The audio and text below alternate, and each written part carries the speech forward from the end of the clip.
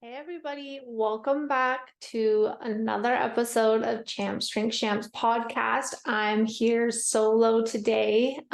We had plans for the newlywed game to be this week. Well, Taylor said that on our last episode that it would be coming out this week, but in reality, that's not really possible because they just had a wedding and I was not about to make them try and record a podcast the week of their wedding or even after their wedding because that stuff is just crazy. So I had another backup plan, and my niece was in town and she just turned 18.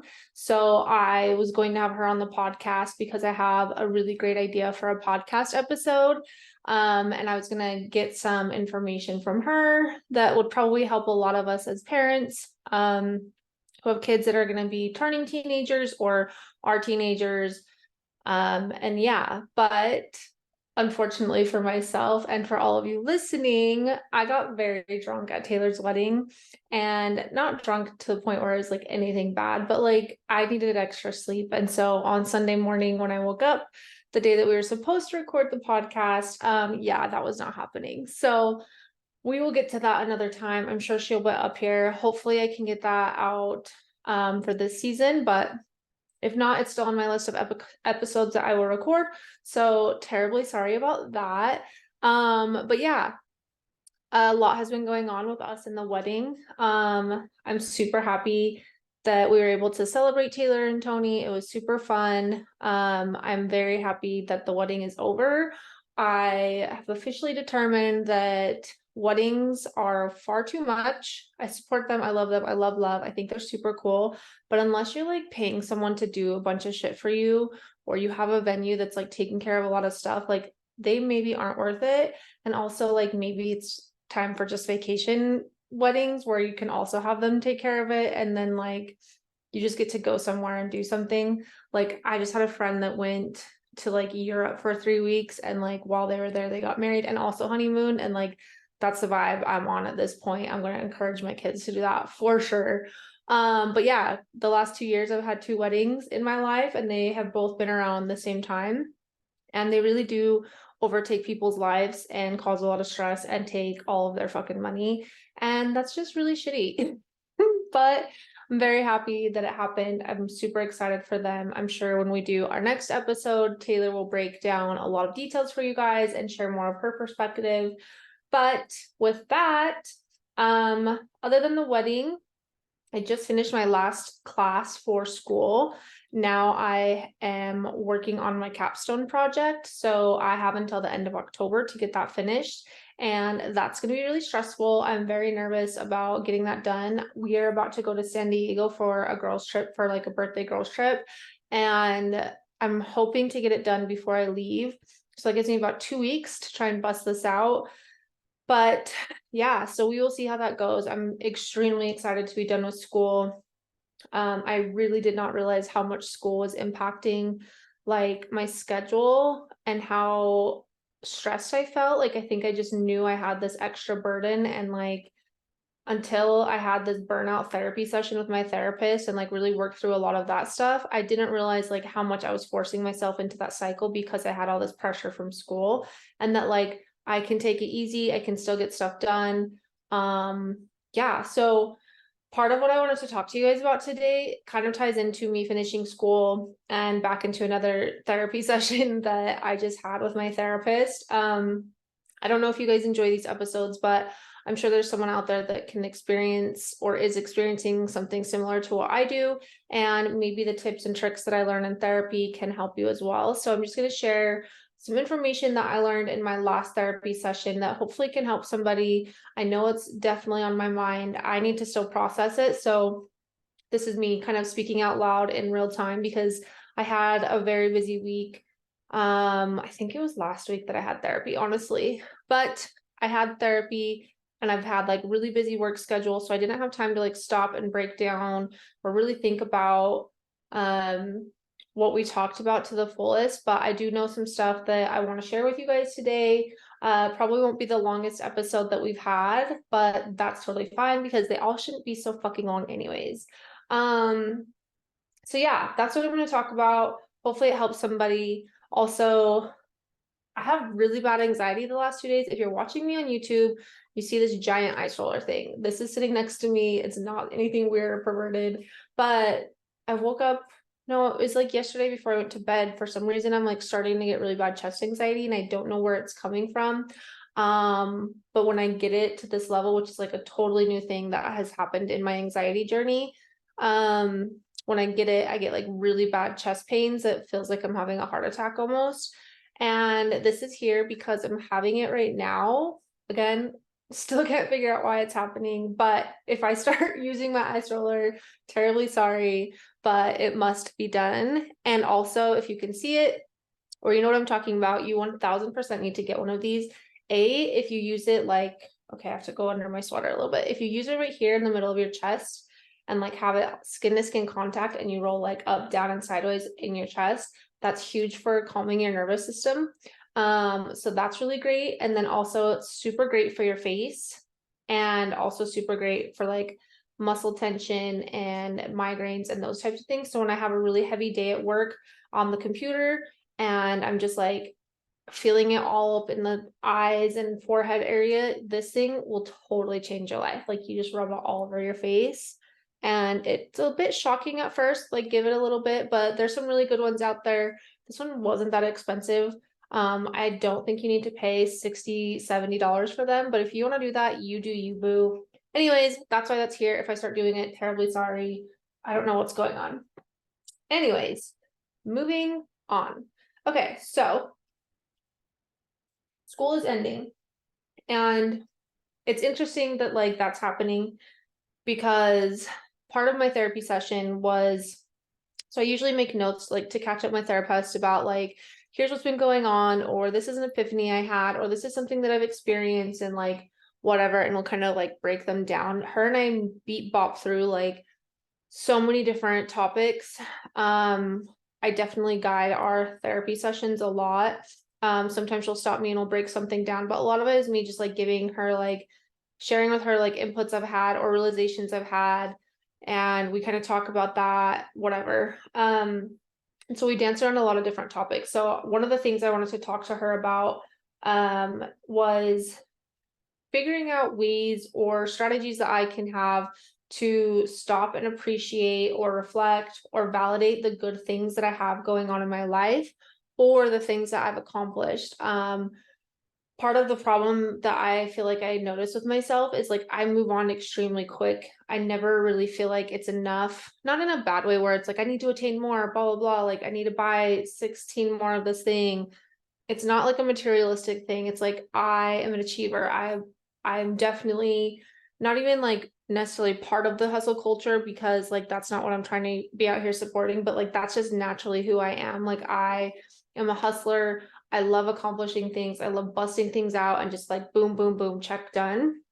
So part of what I'm starting to notice is I have a hard time reflecting back or like remembering the things that I've accomplished or the great things that we've been through or just anything around that. And like because I move so quick, I'm not allowing my body the time that I need or my brain needs to really like acknowledge that it happened and retain it as information or a memory or something that gives me those good feelings. I move so quickly and I'm just like, okay, cool, check, done, another thing. What's next? And I just like move straight into my next list of things that I need to do or want to do. And it's like every single day is this constant motion. So that's what I wanted to like find out from her. So also another thing that's interesting is like this is the last therapy session I have with her because she's leaving the facility I go to, and like with their contracts she can't take any of her people for a year. Honestly, I don't know if I would go with her. I am very comfortable. If she was leaving and said I'm leaving, I would just go, but waiting a year, like I'll have to find somebody. So it's going to be an interesting aspect for me to handle. But so because I knew she was leaving and she knows me so well, I wanted to ask her this so that I could start working on it while I figure out finding a new therapist, because I'm really bothered and struggling with the fact that like I'm doing this. I really want to stop and appreciate and enjoy and like be proud of myself and give myself like these like good feelings that I know I need to be experiencing and want to be experiencing. I just have such a hard time, like my brain is moving so quick. And so that was part of what I wanted to talk to her about. And it was just interesting that school was ending because it tied directly into like where our conversation went. So one of the first things that she told me that I need to start doing is I need to start um, recognizing and noticing when I'm having these thoughts process like cross my mind of like, okay, this was really cool, or like I remembered something and then just like immediately let that thought go. So she was like, I need you to start pinpointing or stopping. And when you have a thought come by or you accomplish something, like do everything you can to like recognize and notice it. Like that's a huge good start. So I have already started doing that. I told, and like that's kind of why she mentioned it. Like that's a good place to start. That means that like something is starting to slowly be unlocked with me. But she said that that's a good place for you to start. Like just literally stop, recognize, and notice these things. And when you stop, try and recognize like what emotions you feel. So that one's really tricky for me as well because emotions are, I wouldn't say that I don't have them, but I don't feel them as deeply as a lot of people. I don't experience them the same way as other people. I move on from them really quickly. That's like a defense mechanism that I've grown up with. And so that's going to be a bigger challenge. I actually had to look up like a feelings wheel or something like that because when she was like, okay, so she was like trying to have me like reflect back onto something that I had just recently been like, I wanted to stop and be proud of this. And like, I know I was super proud and excited. And then I just moved on. And so she's like, okay, try and take yourself back to that moment when you recognized it or when you felt it. And she was like, okay, name the emotion. And like the second she did that, like I could get visually, feelings wise, and everything all the way to that. And then the second she brought in emotions, it was like my brain was suddenly black. So that's really fun for me to also work through in therapy one day. But I basically told her, I was like, I can get all the way there, but the second you ask me about an emotion, like I'm not good. Like to me, all of a sudden my brain's like, what is emotion? Like, what are you talking about? What is like, it's almost like my brain is suddenly stupid and I don't even understand the word. So I basically probably need to just print off this feelings wheel and keep it on me at all times so I can be like, I feel sad. Like it was insane. I was like, I feel like I'm 5. But anyways, tangent over. Basically, I need to stop. I need to feel the feelings. I need to name an emotion and where I'm feeling them. That one's also tricky for me because for the most part, and maybe it's just because I feel like I'm weird, but I always just feel emotions in my head, like unless it's anxiety and then I feel it in my chest and my throat.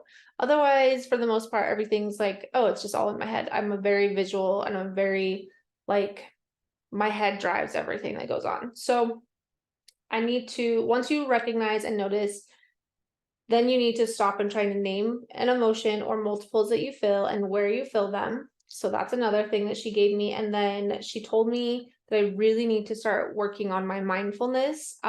Taylor would probably be jumping for joy right now. Although I do it, it's not probably enough. And so I need to really kind of figure out that, like, I'm starting to think that, and this is so weird for me to say, I'm starting to think that maybe I need to pick up journaling, which I hate the thought of that, but maybe I'm going to try it because I'm working through a lot of things.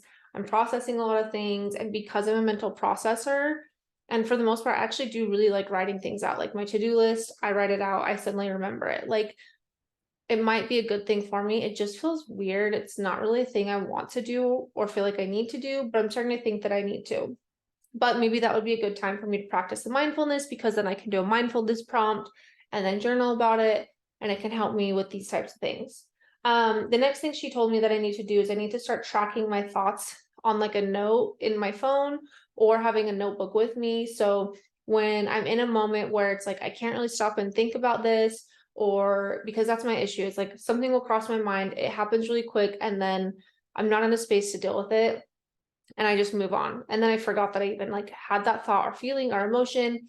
And so she almost like, she basically was like, it'd probably be easier because your phone's on you the most, but like have a note that's like for tracking purposes. And it's just like a bullet point of like, this thought crossed my mind. And then when I'm doing my journaling or my mindfulness, I go to my note and I bring myself back to those moments and then I kind of like reflect on them more.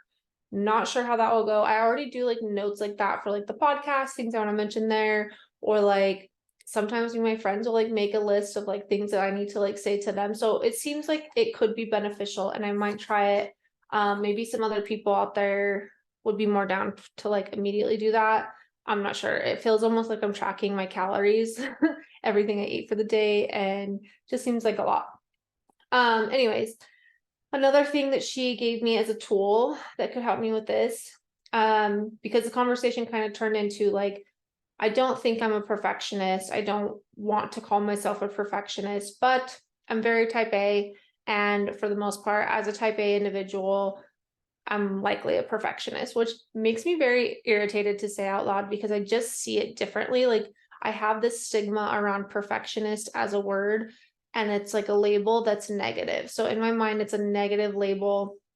And I just know there's so many people that are really aggressively perfectionist and like rude about it. And like, I don't know, there's just something there that's really bothering me about it. And I've never wanted to claim that I'm a perfectionist, but she is 1000% convinced I'm a perfectionist. And I'll say maybe I'm a baby perfectionist at this point.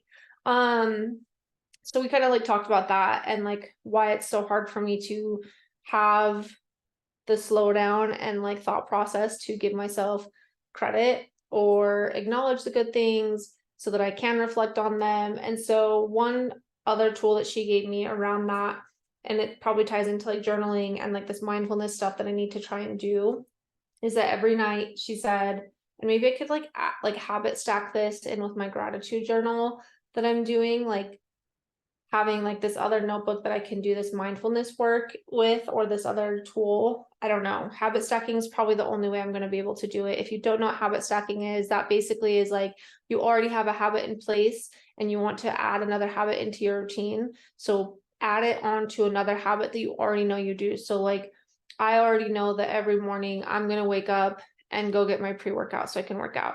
My next habit from there, I could add to that right after because it's already something that I'm not even thinking about. It's a subconscious thing. I get up and I go straight and I get my pre-workout.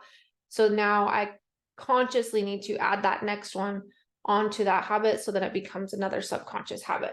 Anyways, another tangent for another time. The other tool that she gave me was that I need to write down one thing that went well and expand on it. So don't just say this went well. I need to expand on why it went well.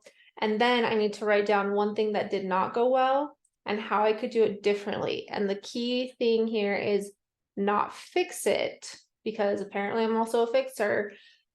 I need to write down how I could do it differently. And that can help me with my perfectionism and me not thinking things are ever good enough. So I can actually like feel like I accomplished something and that it's not a failure. And so, God, this feels like it's all over the place. And this is why it's terrible that I'm processing this in real time with you guys, because it probably doesn't make much sense. But this is how my brain works, and we're just going for it. But part of the conversation and the perfectionism and all of those things that we talked about, and like why she asked me like, why do I think that I'm not stopping and appreciating or reflecting or validating the good things that I do or accomplish or how far I've come.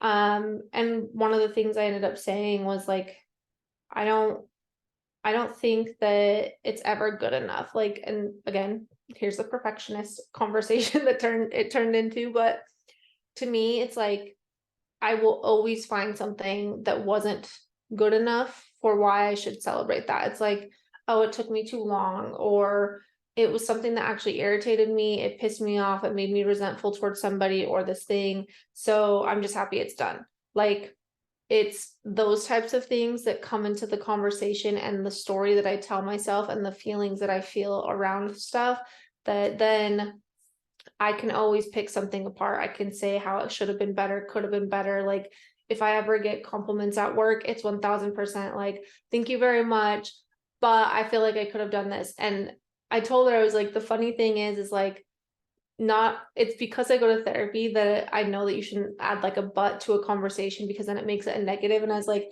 and the terrible part for me is that I have done that in these types of conversations where I would be like, oh, thank you very much.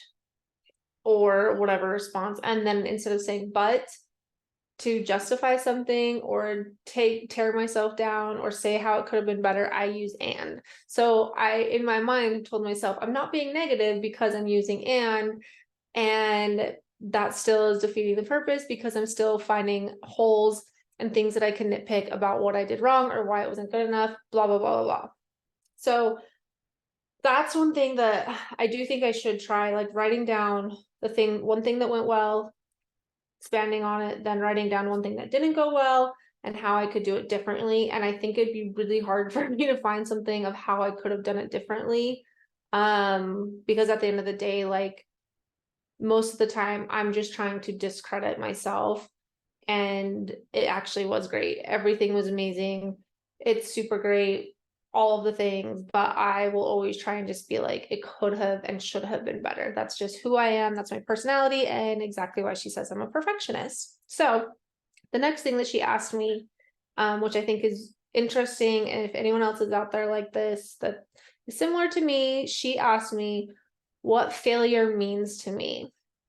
And that was a really challenging question for me. When she asked me that, I had to sit and think for a minute. And I said, failure to me is not accomplishing something, or not accomplishing it well enough, or not accomplishing it at 100%. So, hello, perfectionist Shelby. It is very nice to meet you.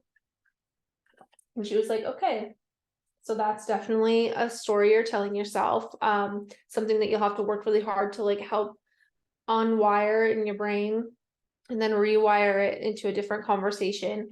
She told me a good definition that I could use is failure is giving up, not trying again, or messing up again. So, and to me, like that is like for sure the ultimate failure. Like when people just give up, don't try at all, they mess up over and over and over again, that's 100% failure to me. So that's like an interesting aspect to it. And then she asked me what my definition for success was, which again was also very challenging for me to identify. I don't know if this is like easy questions for other people, like you're immediately like, oh yeah, this is what I would say. For me, these are very hard. And when she asked me that one, I was like, honestly, I don't know. And she was like, is it 125%? Is it 150%? Is it 200%? Is it just being done with the project or the thing? Is it buying the house? What is it? Is it making a certain number of month, like in dollars? And I was like, honestly, success is never achieved in my brain. If I had to say like success for a project, it would have to be like 110%. So, yep, that's my issue. And why I have a hard time ever acknowledging that anything is good enough. There's still more work that she said I need to do around that and like unraveling kind of where that came from. What things occurred in my life that caused me to feel this way or think this way or like wire myself this way. And we broke that down a little bit. Some of it definitely ties into how I was raised. My grandma is definitely type A. I think the conversations around my parents and how much they messed up in life and how much my siblings messed up in life or other people were messing up in life taught me that like any type of mess up is a failure. So those types of conversations for sure played a factor in that. So I don't know if anyone else that experiences these things, if that's a conversation that was happening in your house, but she said that's something I need to reflect on a little bit more and like break down in my next therapy sessions around these types of things. And I think that the biggest thing is like, I have to not put my definition of success on other people, which I think is what I try really hard not to do. I've worked really hard for a very long time to not put the pressures that I put on myself on other people. I'm more willing to just pick up the slack and then just do it myself than ever try and tell someone they need to do all these things. But however, that's like just not, that's not great for myself. So I need to for sure work on that. but I think that's part of like what the perfectionist like issue is for me, is like that's why I see it in a negative light, because that's how people see it, is like if you're a perfectionist, you want me to be perfect, and if I'm not perfect, you treat me differently and you think I'm terrible and blah blah blah blah blah. And like that's why, like, not the only reason why, but one of the reasons why I'm like, this is a negative thing. I don't want to be a perfectionist. So I personally think I try really hard not to put my definition of success onto other people. Maybe I'm wrong. If I am wrong and you're in my life, for sure tell me, because I want to work on that. Another tool that she gave me that can help with things like this and acknowledging your success, and just, I don't know, being better, appreciating how far you come and accepting your growth journey. And that, like, it's again, back to the episode we recorded, like, life is not linear. It's not always this constant up and like straight up and you're always succeeding. The other thing she told me is like, I need to really work on my self-compassion. And she said that as soon as I start to unlock more self-compassion, which like I thought I had a lot of, because I think I'm a total badass, and like I really do believe that. Like, I feel like I have so much confidence around myself and my self-worth and like how amazing I am. But maybe that surface level, and deep down, I have other things where I'm like, yeah, I suck at this, probably. Um, but she said, as soon as I start to unlock more of this self-compassion for myself, that these types of behaviors and habits will start shifting, and I'll acknowledge and feel grateful and like all of these amazing things more often. And she said that I will also start to attract different types of people, which is like a huge thing that I'm thinking a lot about right now. Like, I keep having this gut feeling that like there are people that are not in my life that I need to have in my life. Sorry for those watching me on YouTube, but I suddenly have chest pains again. I really need to fix it. It just looks so ridiculous.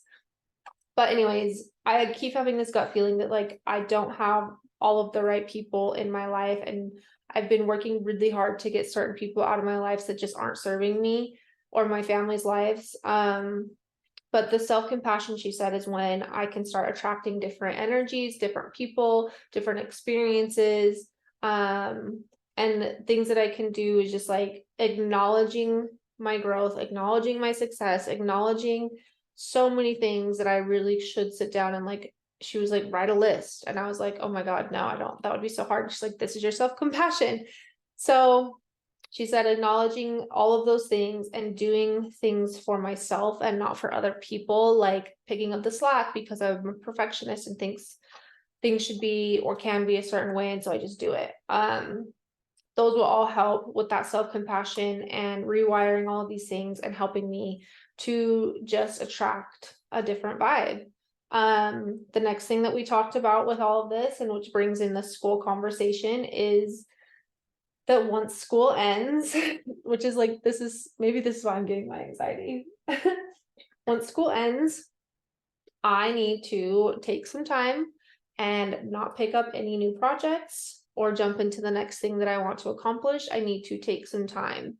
I asked her how much time that would be.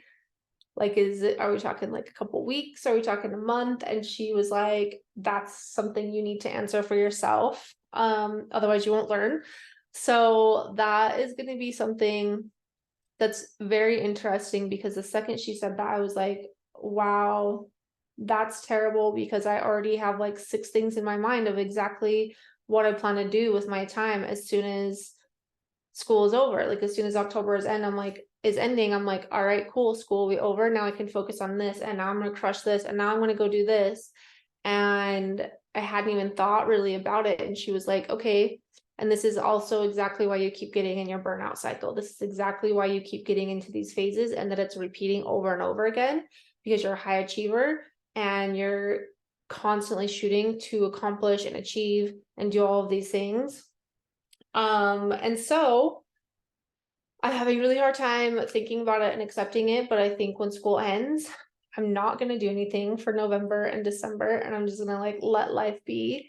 And that gives me so much stress. Obviously, I can still like subtly spend some time on some of the things I plan to pick up, but in my mind, it was like, as soon as this is over, I'm starting this. And yeah, so that's going to be really challenging. But she said that's a huge thing that people need to do and I need to do specifically is when I'm done with a big thing that's been taking up time or a big thing that's been in my life, I need to take time. And before I commit to anything, I have to stop and decide how much time that should be. Otherwise, I'm going to get into these ruts and depression and burnout cycles and all the shit.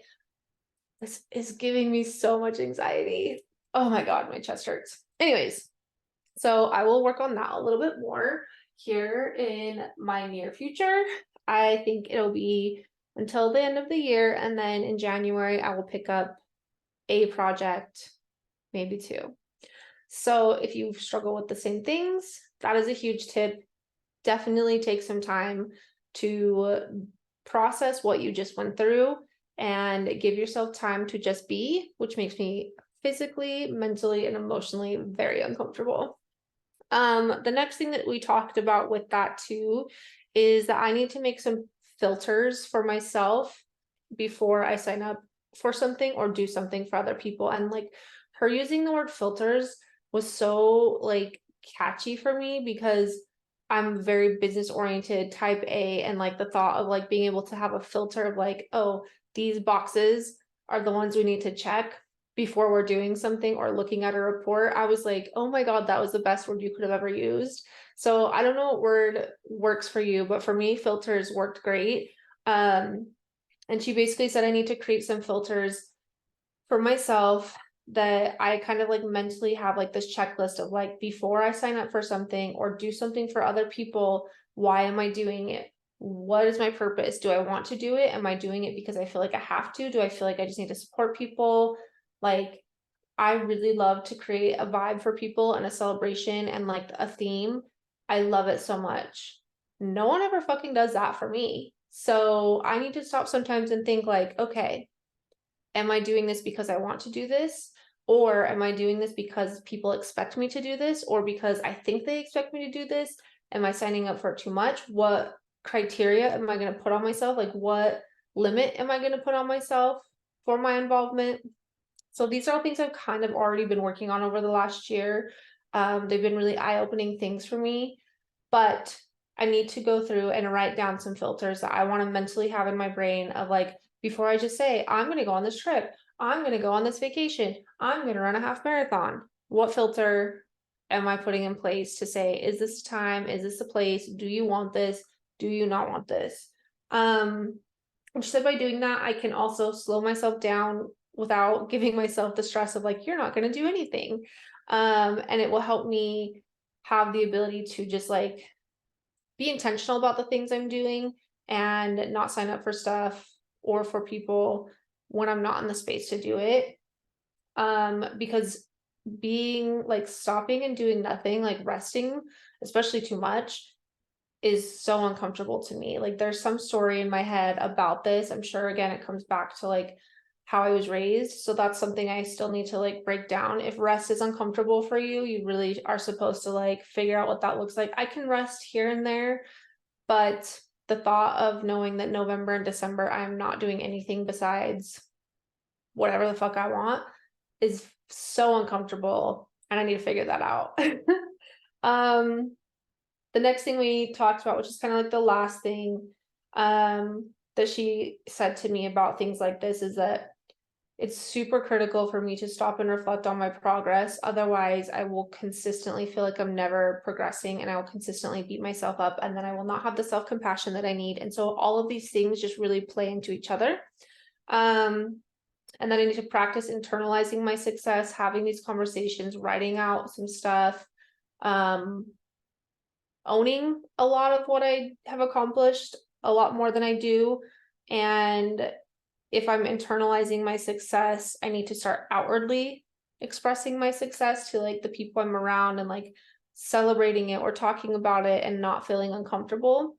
And when I am doing these things, she said, the biggest thing I need to watch out for is my deflections and minimizations that I will put on myself. So that's kind of the basics. I don't know if that helped anyone or helps them internalize any of this stuff or conversations they have with themselves, but a big thing I want to focus on and think about and work on over the next year is really like enjoying the fruits of my labor. Like, God, I work so hard and I'm so busy and I'm like crushing goal after goal after goal. And like, I'd never even imagined this life. I mean, I did, but like, I never fully imagined all the things that unraveled.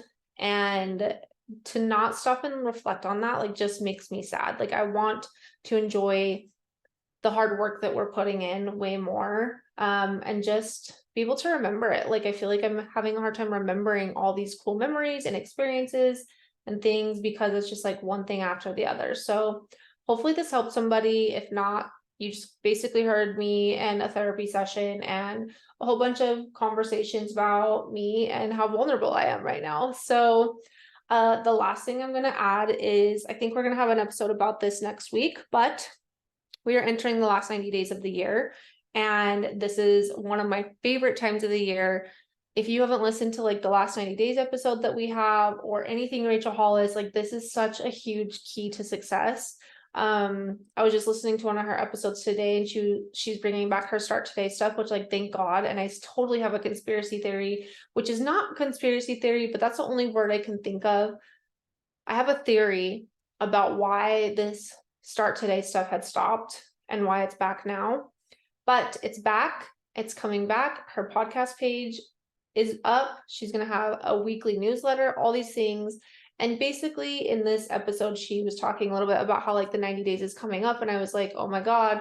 And the best thing she said was, don't wait until the new year to start focusing on your goals. Do it literally now. Like, think about a few things that you're like, oh, next year, I think I want to focus on this, or any goals that you're like, I have 90 days. Let me just do it now so that when you start in January, you're literally already 90 days done. So I have some reflection I need to do, but think about it. The holidays are coming up. Things are about to get really busy. It's so easy to just be like, oh, fuck it, which apparently is what I'm supposed to do, is say fuck it and just get drunk and eat all day. I have no idea. I'm so stressed, clearly.